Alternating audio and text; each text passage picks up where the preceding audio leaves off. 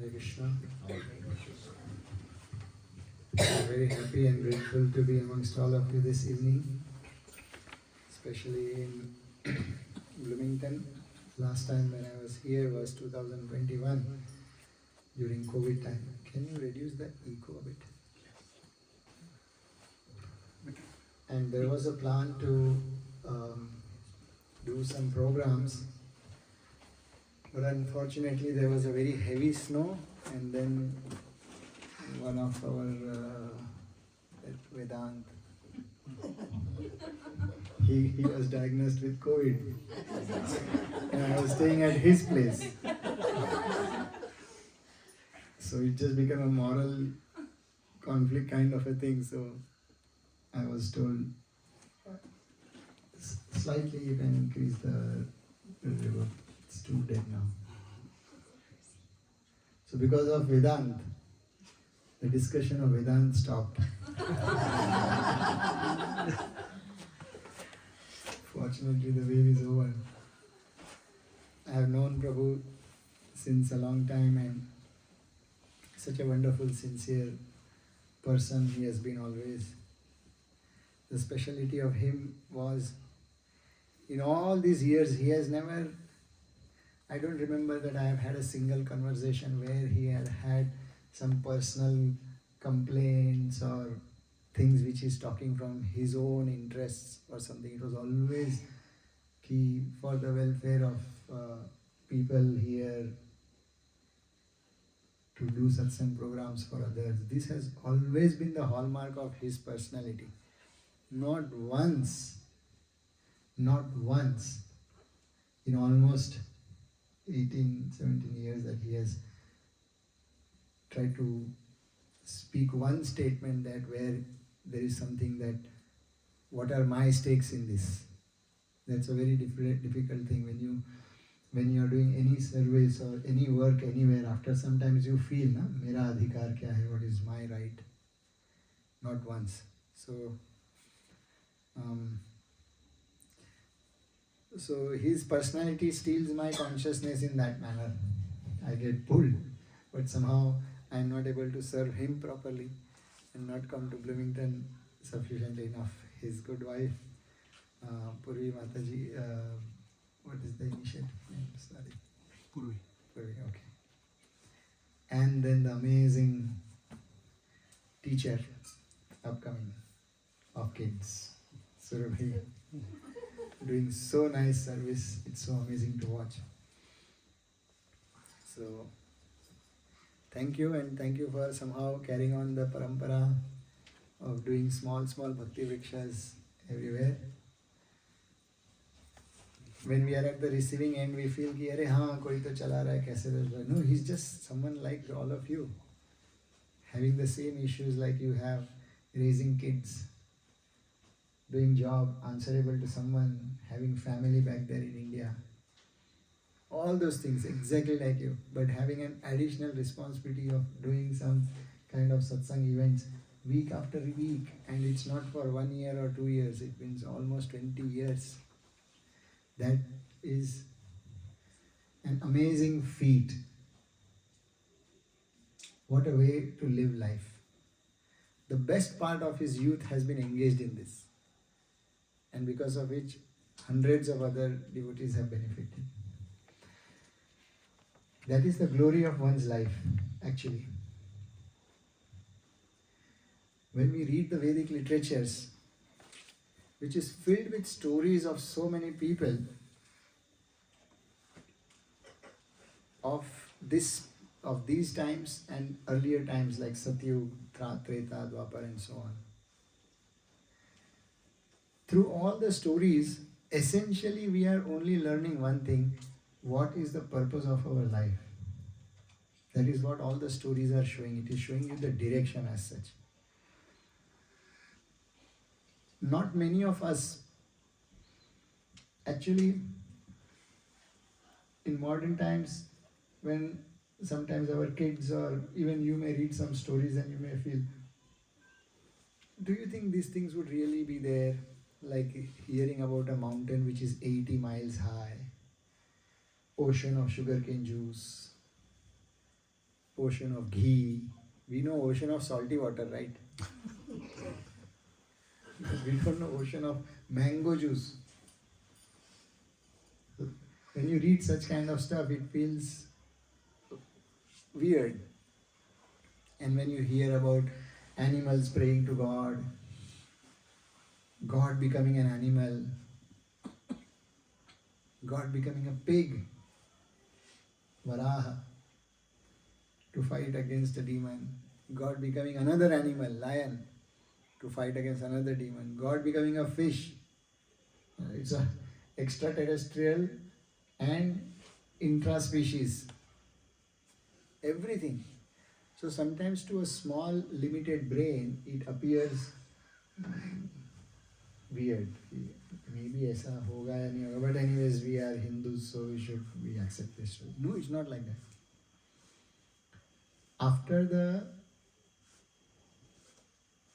recent development in AI and the James Webb telescope, which is the newest telescope which they have sent recently, the kind of discoveries which have been made are so amazing. Even scientists are coming to accept that there could be life forms even more dynamic and advanced than all of us, and there could be species all together with a different kind of a DNA, genetic structure, genetic code, whatever, like it's maybe horses with wings or a complete different species. So possibilities are infinite now by the development of this. I'm not saying that justifies the Srimad Bhagavatam directly. From the human sense, they have not yet come to this conclusion. But yet, when you read about these things, it does really make sense that through the passage of time, many such things would have happened. If you are finding fossils of huge fishes and huge kind of dinosaurs which were 100 times of our size or volume and all such, so why not possible? Definitely it's possible. Bhaktivinoda Thakur in one of the bhajans says, Keshava tuva jagata vichitra. Those munis and rishis, the advanced souls who have understood how the world is, they are giving this adjective, vichitra. Means very unique, which you cannot fathom properly. We cannot even fathom which is within our own control. Can you truly make sense of what's happening in your life? How many of you can guarantee, I truly know what's happening in my life? Kar sakta hai? No. Even kids don't know why the hell we are born in this family and this place in Bloomington. Parents don't know what's happening. Nobody really knows. But then we have this pride about making statements and understanding everything about everything around us other than our own self. A person who has not understood his own self, what can he truly understand the world? Even in the mundane sciences, the greatest of the scientists, when they have wanted to understand the great structure of the universe, they attempted to understand the atom. If you understand the minutest thing, you will understand the macro. That was their process. You want to understand how things are moving, just some few mathematical formulas on the paper and you understand the whole thing. Isn't it so amazing? Just small things. When Krishna in the beginning of Gita, he tells to Arjun, my dear Arjun, try to understand yourself. That itself will be amazing. And you know what kind of an amazing journey? Krishna himself is not able to define. Like if I tell you that, if this experience, the gulab jamun was great. So you will try to describe it was succulent, soft, juicy, this amount of sugar. But imagine an experience which you cannot speak. God himself is speechless when he has to tell this. And therefore he tells this to Arjuna, if you simply understand that your swabhav, your nature as a spirit soul, that soul is avyakta, that which cannot be defined, that which cannot be spoken of. Achintya, you cannot think of it. You can just experience it, but you cannot exactly. You can make sense of it, but you cannot catch it somehow. Now, I cannot use any number of words to try to make sense of this. That is why he says achintya, that which cannot be conceived. जिसका चिंतन करने से भी समझ में नहीं आए, व्यक्त करने से भी नहीं समझ में आए. He said, if you are like that, imagine what would God be, what would all his leelas be, what his creation is. It is truly, truly, truly mystifying, of the highest order. So much so that some people have spent millions and millions of years doing tapasya, some 10,000 years, 20,000 years, whatever time span they have spent just trying to realize that supreme truth. Unfortunately, with the passage of time, when mind and the consciousness becomes dull, although there is enough baffling mystery all around us, we are not attracted by it. For example, there is a nice story which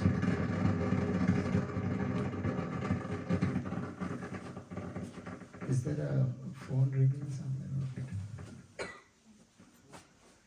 Can you put the speaker on this table? Vikram Prabhu, maybe try put it on this table, like elevate it. Oh, is there a power connection? Yeah, it's actually it's burning picture.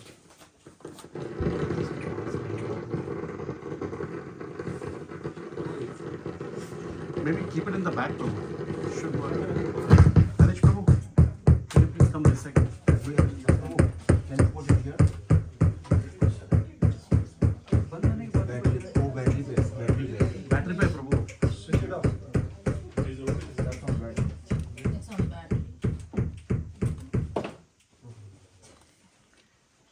ये there is a Prabhu आप देखो जाके कल. कुछ interference हो रहा है, बस बाकी कुछ नहीं. हाँ या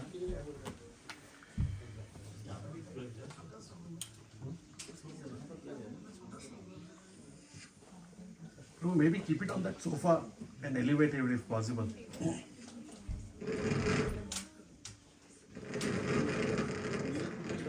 If it is on battery, Prabhu, then we don't need to put a power cord right battery नहीं Prabhu, बैटरी उतना जाएगा वो 5 मिनट में चले जाएगा. हाँ.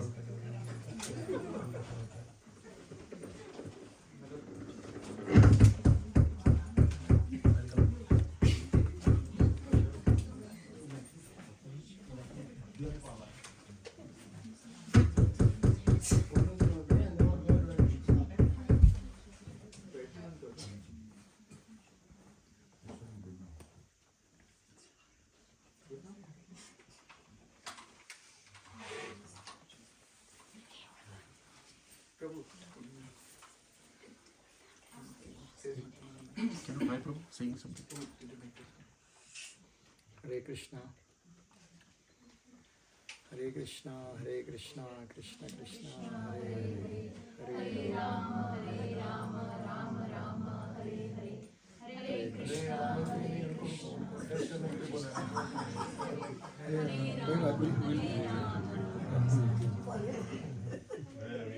स्टोरी किसको याद नहीं है? 4 साल पहले मैंने क्या बोला था, किसी को याद है? 20 साल पहले क्या बोला था, किसी को याद है? महामंत्र याद है, बस हो गया. ये सारी नौटंकी जो है ना, प्रसाद की और कथा, सब एक ही है कि किसी तरह महामंत्र याद रहते हैं, बाकी कुछ याद रहे.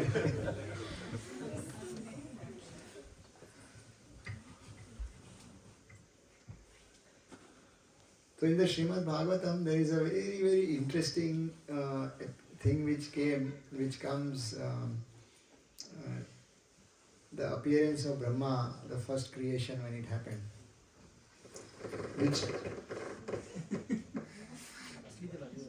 which always baffles my consciousness. I love that episode so much. We'll go without. Yeah, I think we can go without it. बंद करिए, turn it off. We can hear you.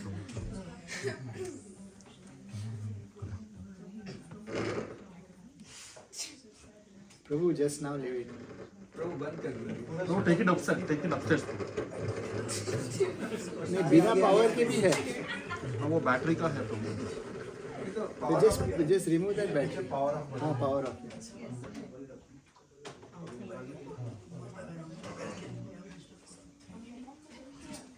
So, all can come forward.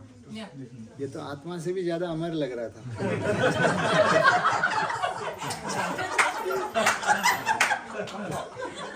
आगे आ जाओ. आगे आ जाओ. Please, all move forward. You can hear him, but I'm on that side. Okay, I'll try to be as loud as possible. You can hear till the back? Okay. So, the appearance of Brahmaji is a very beautiful episode which also tries to highlight on the condition of living entities in Kali Yuga. When Brahma first appeared, it is explained that he appeared on the lotus which was coming through the navel of Vishnu. Now when Brahmaji saw himself on the lotus, he saw left, right and all the directions. All he could see is just pitch dark. Nothing. Today we have references, right? Sun, moon, direction, so on. Brahmaji did not see any of that. And then he found out that I am sitting on something. So he tried to look down. All he saw is that under the lotus there was a stem which was going, and after some time it disappeared. He could not see it. Then he heard two syllables, ta and pa. The mysterious part of it is after hearing the syllables ta and pa, he could make sense of it. All of you make sense of things only because something has been told, right? Water, something has, when you say water, hundreds of times mother, father, when you were young, they have said this is water, beta, you want water, water, water, water, water. So you know water means this. The idea of that, the word in itself does not have meaning unless you associate an object with that. Correct? Every word has to be associated with something. The word in itself is impotent. It carries no meaning. There are only a very few words which are self-potent, where even if you don't know their meaning, it has power. Those words are the holy names which we call. So I'm giving you a technical classification. The holy names are not just any name. The combination of the words like Ram, Krishna, what we chant, these are not just because you could think of Ram and therefore this is Ram. Even if you don't know Ram, even if you don't know Krishna, the word in itself has a potency. So some of such words are called as Bija Akshar, or those words which are self-potent. So let's say you have no idea whatsoever, you are on the lotus and you hear these two words, Ta and Pa. You would first think whether it should be tapa or pata. Tap करेंगे तो ऊपर, pata हो गया तो नीचे, patan. But how do you make sense of what it is? Chalo, you heard the sound form, tapa. How do you make sense? The interesting part is Brahmaji could make sense of what it means and he started doing austerity. Why? Because his level of consciousness was so high that he could just make sense of things. Now we are not getting into the linguistic aspect of things. Someday we can have a discussion on that. It is another mystifying thing, that how does the bodh or the understanding of a word take place. That's a beautiful subject matter discussion also. कि शब्द का बोध कैसे होता है. as and when Kali Yuga started progressing, the situation became such that people became more and more incapable to make sense of things directly, even by instructions. Even though somebody has given you all knowledge, they have spent so much time making you understand English or whatever your mother tongue is, and then you have people giving explanation. Despite of all of this, if you directly give instructions, people are going to be incapable to fathom it. Incapable. And this is why there are so many different kinds of stories which are told in our scriptures. Great messages which are just told through the stories, through the situations through which you can relate, or you can at least get that point. So we have, Panchatantra stories, or so many things, where there are no real characters. A crow talks to a monkey, and he is talking to a rabbit and crocodile. This is the art of storytelling, basically. You are using certain figures so that your mind does not feel tortured. It becomes easier to embrace a particular subject. Otherwise, Vedanta Sutra would be so enough, right? Soham. You must have heard that. I am that. Sahaham means me and Bhagavan mein koi antar nahi like that. Tattvamasi, you are that. These are called the main four. Then Athato Brahma Jigyasa. These are called Mahavakyas. Those who are wise, they can understand everything just through the Mahavakya. The other people who are not so wise, or let's say they are dull, Manda Sumandamati, like that, they need stories. Unfortunately, even when people are being told stories, they don't understand. So then it is even beyond the level of dullness. But the pride is so high that whatever I feel and whatever I understand, that itself is the truth. If I cannot conceive of something, then I will not accept it. No other species has this arrogance except humans. Every other species is open to be trained. Human being does not need to be trained by enslavement. If you want to train any species, it requires a form of enslavement. Khud se to nobody, no tiger, lion or dog will do things. You have to train them through perks and other things. Human beings cannot and should not be trained, otherwise you will be another pet animal who is like a pet animal. Therefore, Krishna gives that independence, that you develop yourself through your consciousness and use consciousness, your intelligence, to advance the experiences of your life. When we talk about liberation or moksha, what is the value of moksha if it has nothing to do with experience as such? I was just speaking with some person literally yesterday who is going through a hell of a situation in life. I just gave a little bit of, I shared my view that you need to slightly change certain habits of your life in a way that will suit your intellect properly. Means if you have habits like excessive drinking and meat and indulgence and so on, then when you get stuck in different situations of life, you cannot think or ease out yourself properly. Now that person was so excessively indulgent and now he's in a very bad situation. So I just told, okay, at least for this time, cut down on certain things so that what I'm trying to tell you, it will make some sense to you. At least get out of the mess you are in. He snapped at me, saying what, I'm not a sadhu or santa. I told, of course, because he's close to me, he was in frustration. I told, I'm not telling you to do some kind of austerity. And for that matter, if you feel sadhu and santa are not relishing life, then let me tell you, we relish life more than you guys. I can tell it for sure. My life has lots of joys and pleasures. The forms may be different, but at the end of the day, it is pleasure, right? I had to tell him, wait, don't even have this idea that because you have a certain lifestyle, that is better than mine. No. As far as experience is concerned, I am more happier, more joyful, and more entertained. For you to be joyful and entertained, you have to pay a heavy price, and look at what you have become now. So it was just a very simple thing. What I was trying to say, moksha is not about just liberation. It is about gaining the highest experiences of life you can get. Being a human being.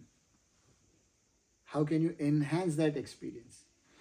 And those kind of stories and other things, of course, I'm not pointing out on any one habit, I don't know personally, whatever, but I'm just giving a principle. That when we talk about Vedic literatures, these are actually directly concerning the experiences of human beings. They are not interested about anything else. Try to enhance that pleasure. You want sukha, right? You want pleasure. And we don't even just want normal pleasures. We want enhancement, enhancing pleasures. Nobody wants 100 units of pleasures. Otherwise, you'll get tired of those 100 units also. Because it will become normal. Na? Abhi roji 100 unit kar rahe. We want an enhancement. Never ending. A trajectory which just keeps going and going and going. In that attempt, we do all these kinds of things. We want that experience. And it is in that experience that living beings keep doing so many activities. They do good things, they do bad things, they commit mistakes, this and that, and then the verse comes, Punarapi Jananam, Punarapi Maranam, Punarapi Janani, Jathare Shayanam. Again and again taking birth through different families, different names, different genders, different species. Just ultimately that living entity is in search of that experience. Unfortunately, now we can blame God for this. Krishna has given a sense of freedom to all of us. And because of which we have an adhikar that I am something. It is interesting how this ego also develops. That is also a part of the first discussion today we are having. When you see small children, because most of you are parents, you have seen the journey of your innocent kids. Just newly born child, it has no sense of its own self, no ego at all. How beautiful, how attractive it looks. It has no choice of anything. But maybe just within a month or two, the child somehow learns to negotiate. This, I have never found out the solution to it, but whenever I look at a child, with the cuteness I apply philosophy. Now what is this fellow thinking? Because how does he know how to get cranky, how to throw a 3-month-old child? 4 months, 5 months, किया होगा ना? अभी भी कर रहा है. They somehow know that this is what I can negotiate here. If a stranger comes, then they'll behave properly. A 3-4-month-old who can barely recognize the mother. And that is the formation of the ego. The false sense. I am something. And unfortunately, you know what the reality is? The point of being born was one of the highest joyful experiences which the child has. The more the ego develops, the quality of pleasure goes down. That is always universal. With a great ego, you may have a quality of, you may have the proportion of conquest. You can rule the world because I want to be the control. You can do all of that. But the quality of experience will go down. Ego accomplishes many great feats to thrill your senses, but it will always starve you from satisfaction, from joy. It will starve you. today I accomplished something, so all these people glorified me and they appreciated me. But then, what about tomorrow? I cannot take my yesterday's conquest and say, okay, yesterday I did that. Okay, you did that yesterday and we clapped for yesterday. We give an applause. अभी आज का अभी कुछ करो performance. It's like a actor or a sports person on the field. You did a great job yesterday. I cannot glorify you rest of my life for that one incident. Right? Ego is like that. It makes you keep performing. You become a joker and an entertainer for others. You seek validation from others. You ignore certain things just because I am something. So Gita also has this wonderful definition. Krishna says, how a person in the mode of ignorance says, Ishwar Aham. I am God. He may not directly say that I am God. But the feeling is, I know what it is.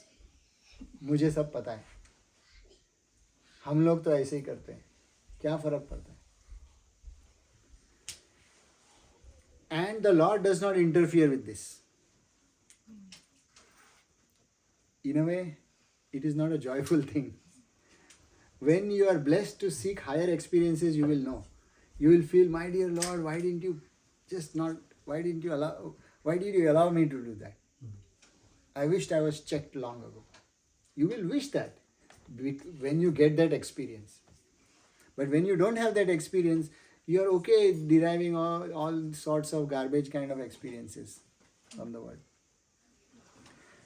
So, Ishwaro aham sukhi. This is what I am happy in my own. Don't bother me. I am Balwan. I am capable. In one of the writings by our ancient Sanskrit poets, there is something called as Lakshmi Dosh. Now, Lakshmi is the servant of Vishnu. She has no dosh, that's her. But when you take Lakshmi by herself, wealth by herself, independently, when you see wealth as an object which you are entitled to enjoy because I worked hard and I have earned millions, I have the right to do what I want to do.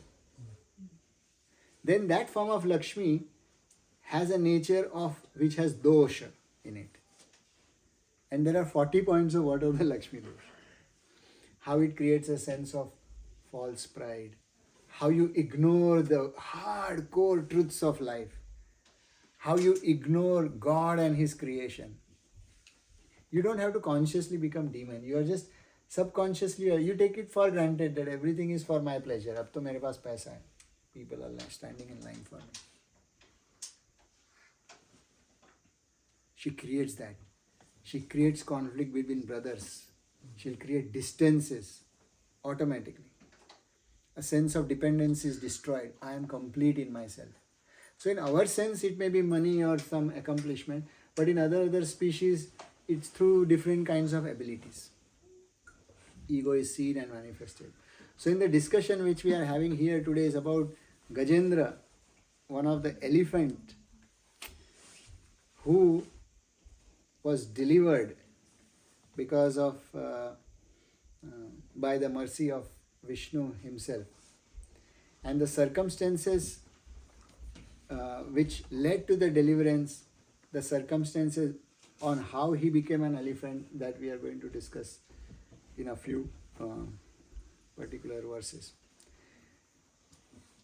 particular chapters. So,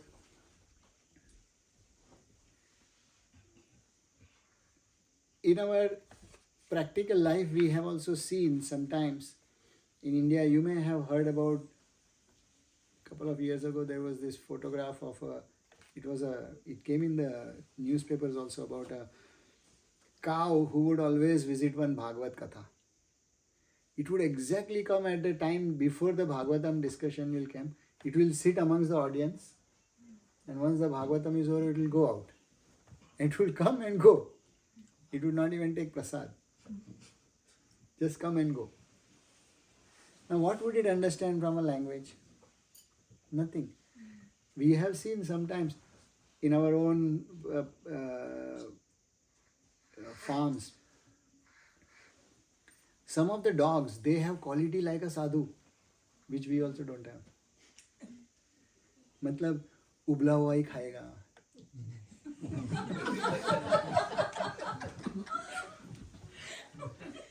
Dudhi, boiled लौकी, बस वही थोड़ा सा salt डालना है, बस हल्का सा, नहीं तो नहीं. बॉइल्ड होगा तो चले, बस वही खाना है उसको और कुछ खाना नहीं. But he looks ferocious. So many of the other devotees who take care of the dog, they will say ये एक joke है. Means we have kept him to scare other animals and other people here. But if they actually know कि ये कुछ काम का नहीं because कुछ नहीं, दूधी खाएगा तो क्या होगा? A canine is expected to be ferocious, German Shepherd. And he had a natural attraction. Mangal Aarti hoga, barabar he'll stand there for the whole morning program. Other brahmacharis would sleep sometimes. So some others would tell, अरे कुत्ते से कुछ सीखो. अगर ज़्यादा खा लिया तो कुत्ते से कुछ सीखो. If you looked at his eyes of compassion, naturally it was difficult to train that person to be ferocious. Now, because we keep reading Srimad Bhagavatam and other things, we read here about stories how some people, they fall down from their some human form through some small, big, whatever mistakes, and then they become a dog or a deer or an elephant or a cow or monkey or some species, but somehow they remember their earlier lives. Even within their whole interspecies activities, they somehow have a memory of their belonging. So we do believe that that person may be some kind of a devotee in some life. You read Chaitanya Charitamrita, there is Shivanand Sen's dog who was like that, always with devotees. It will not be with dogs. It wants to be with devotees only. Wherever satsang is happening, they'll be there. So we understand consciousness has a journey. So this story is like that, of a person, King Indradyumna. So this story has different versions, of course. We will be following the Bhagavatam version. King Indradyumna, who gets cursed because of his some kind of a behavior, that you will become because you are as dull and lethargic as an elephant, may you become an elephant. And as he became an elephant, he acquired the same tastes and the likeness of elephants. See, we think that our life is very beautiful and amazing, right? And when you look at some species, maybe when you're driving and you see some species, you'll feel, you go to zoo and you're thinking, looking at other animals, you feel that, oh, I'm such great, these people are in captivity. But those animals in the zoo may be thinking something else. Who knows? If you go to the safaris in Africa, I grew up there. If you go in the safaris in Africa, you are in the cage. Animals are outside. You are in that cage looking at them. So sometimes I wonder, animals may be thinking, oh, what kind of species are this? Huh? So this idea of thinking that because I am a human being and I am having a good experience by my eating, sleeping, mating, defending, all these ordinary activities which we do, is a false idea. Because if you are going to limit your experience only to that level, then animals also have it exactly the same.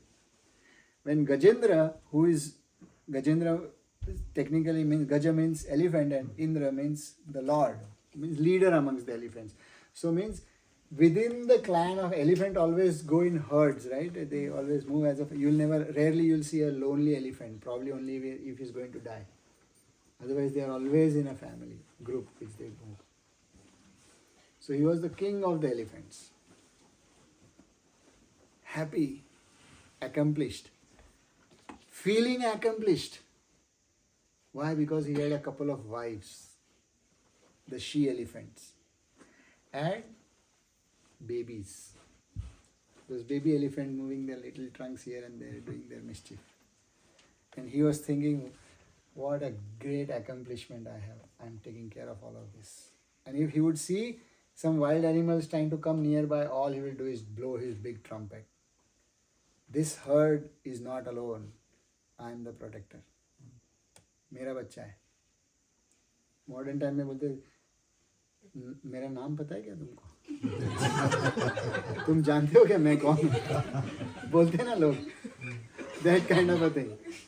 Blow a trumpet. These are my guys, so don't mess around. It's an animal way of action. And now this person, this Gajendra, was having such a glorious life as a king earlier. Now it's interesting. Even as in the human form, this living entity is feeling accomplished in his own methods. Now he changes the body and feels accomplished in this body as well. Now, if we are going to measure what is the greater accomplishment, how do we do that? What do you think is a greater accomplishment?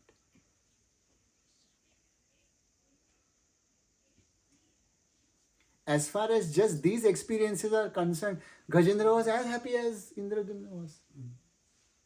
Or probably as happy as you are. He said, "Yaar, you have your home, don't mess around in the forest, Hamara territory. Elephant is not going to come to your little houses of Bloomington. They'll not fit also here. And if they just do some mischief, one wall will fall. At least in India, the walls will remain intact." So, they are accomplished and happy. When you simply measure your experiences by the small things of your life, it has nothing. It means it stands nothing in the experience compared to the animals. It is equivalent. This is the reason why all the scriptures are speaking these stories, just to tell that human being can experience beyond these things, because as far as these things are concerned, it's all the same. The spider cobweb, who built the cobweb in some of the untouched corners of your rooms, is also so nice and happy. What a web I have created. Let anybody come around and I'll get him. I have monopolized this corner. It is the same experience as far as the experience is. So don't think it's just a spider. It is you. It is me. If I am different, then it has to be only the consciousness. So there is a description of how Gajendra is so happy in his forest movement. There are descriptions of how he loved the forest. It had different kinds of trees, this tree, that tree. So many kinds of trees are described. And he would just be so happy moving around. Some of them were emanating this kind of smell, that kind of smell, this color, that color. That is the wealth for animals, right? Mm-hmm. They are not happy with these dry walls and these plastic flowers. They want real. They want real flowers. Everything is real. Human beings have lost that sense of reality. And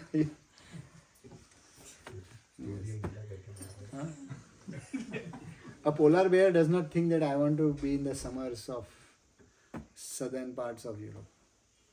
No, he's happy there.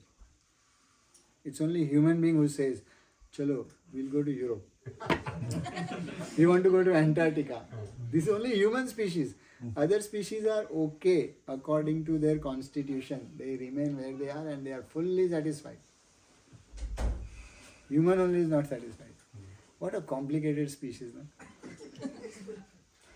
I was thinking, see, from the point of view of human beings, we think that this animal is problem, that animal is problem, right? Wild animals are a problem for us, lions and snakes and tigers. Have you thought from the point of view of plants? They may be thinking that humans are the most carnivorous species. Because the carnivorous animals don't eat those plants. It's only the herbivorous which eat, right?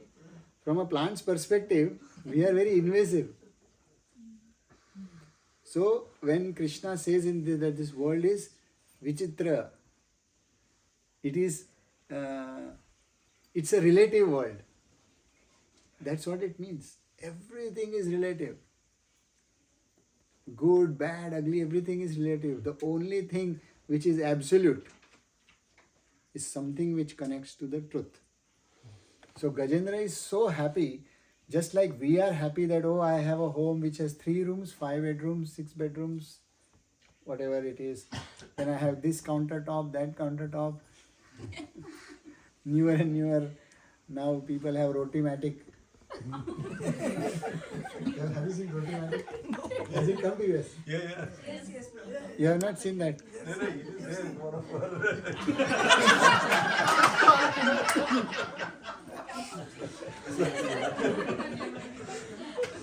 So people are happy with that. One time I went to one devotee's home, he said, Prabhu, take this chapati.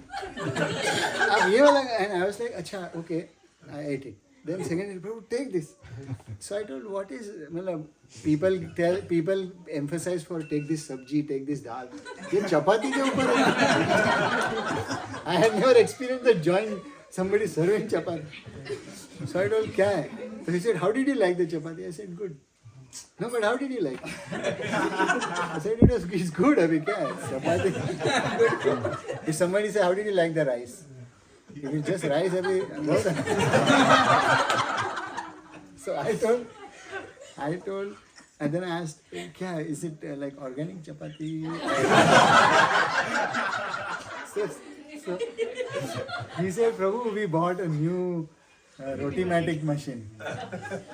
And then he showed me. So interesting, ऐसे खा रहे थे फटाफट फुल्का बन पे आ रहा था तो पूरा ध्यान went on that machine only, not on the food. And we take pride. Now I have this maker, coffee maker, this house. My house is well equipped with all security systems, cameras, this, that, whatever. AI. Now people want to make AI homes, AI bathrooms. And they are amazing, some of them. Means I don't know how much. मैंने देखो free में मेरा होता है अनुभव.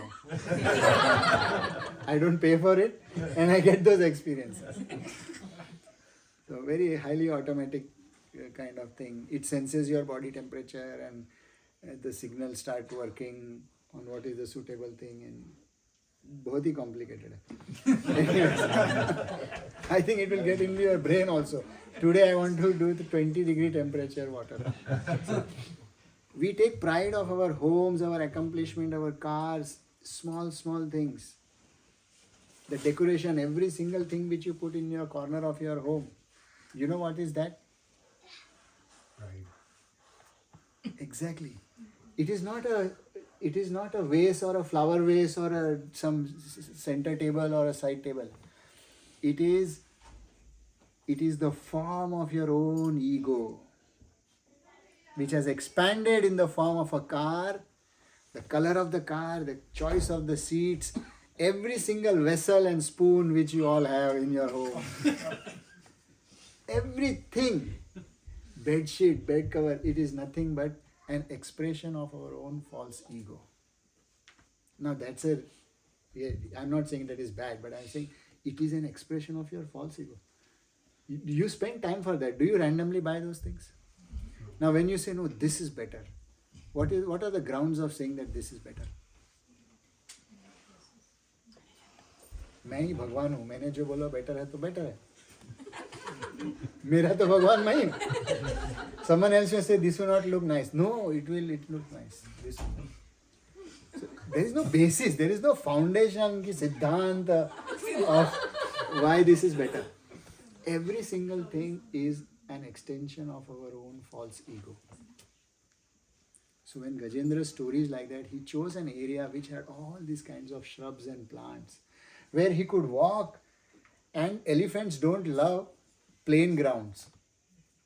They always love bushy things. Why? Because by their nature, their strength requires that they crush something always.